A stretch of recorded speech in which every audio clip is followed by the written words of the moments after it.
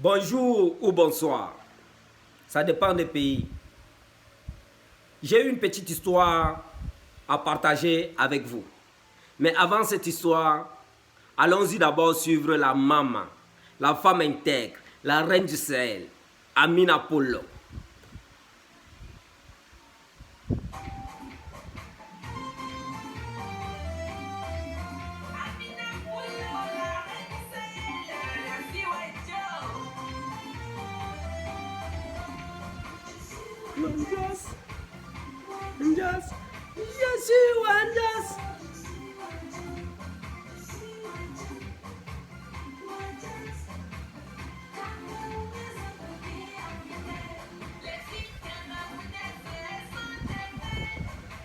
Hein? La femme qui honore toutes les femmes de l'Afrique, du Cameroun en général. Oh, merci la maman, merci la maman, merci la maman. Merci la maman. Merci la maman. La beauté, la nature. Amina Polo. Ok. Allons-y. Maintenant, l'histoire que je veux partager avec vous, ça parle d'un homme très riche en Allemagne. Un Camerounais. Il a fait 25 ans en Allemagne sans parler avec sa famille, ni son village même. Il a seulement l'idée seulement dans la tête.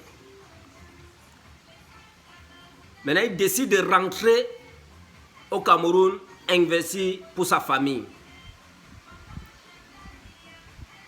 Subitement, il arrive au Cameroun, il ne retrouve plus le village. Maintenant, il fait connaissance d'un jeune qui passait. Il demande à ce jeune, tu connais tel village comme ça, avec il y a une famille là-bas qui s'appelle comme ça, comme ça, comme ça. Le gars dit que le village n'existe plus. Mais le nom là ressemble, tu prononces un peu mal, mais le nom ressemble à une famille là. Ils sont vieux comme ça. La famille là, ça ne va pas avec eux, ils souffrent.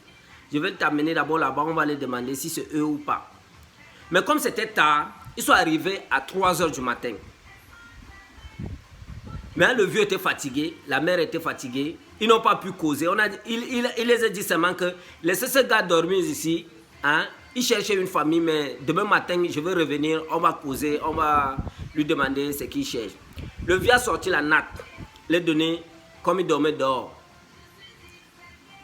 Il a donné la natte. Maintenant, le vieux entre dans la maison.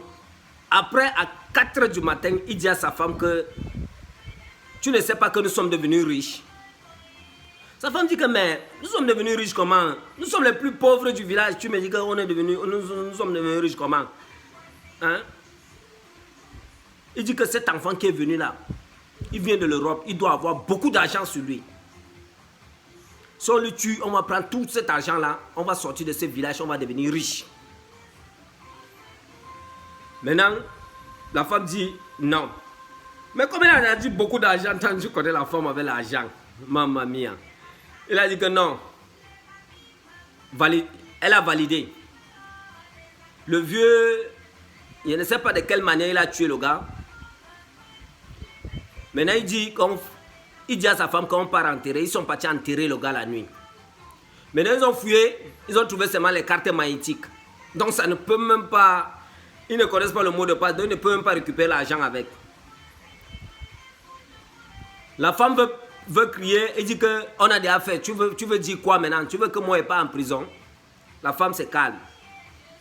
Maintenant, à 7 h du matin, celui qui a amené le gars arrive. Il demande au père, là, à la femme, où est le gars? Le père anticipe, il dit que le gars est venu, le gars a refusé de dormir parce qu'il était pressé, il voulait absolument retrouver son père la nuit.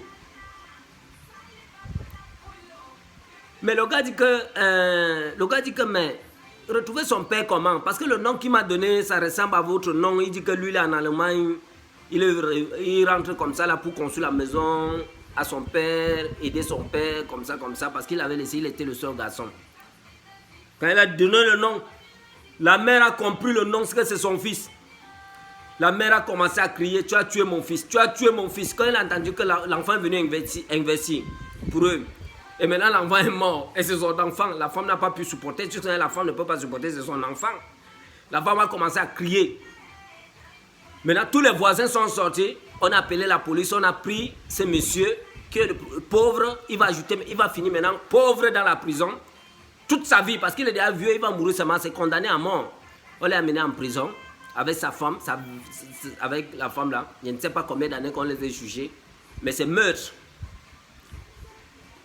Donc c'est à vie qu'ils sont en prison. Regardez la patience. De 4 h du matin à 7 h du matin, ça reste 3 h du temps pour devenir riche, pour avoir une grande maison, parce que ton fils est milliardaire. Pourquoi sortir aller revendiquer? Pourquoi sortir aller faire la guerre? C'est ça que je voulais dire. Même si tu souffres aujourd'hui, peut-être ça te reste seulement 3 h du temps. Peut-être ça te reste 2 h du temps. Peut-être ça te reste 30 minutes. Mais je suis sûr pour le Nord, ça reste les 3 h là. Que tout va aller. Donc, je voulais seulement partager avec vous et beaucoup de patience. Dieu va vous aider et vous allez réussir, même si vous souffrez, même si vous faites comment. N'amenez pas la rage, n'amenez pas la tension. Que Dieu vous bénisse. Ciao.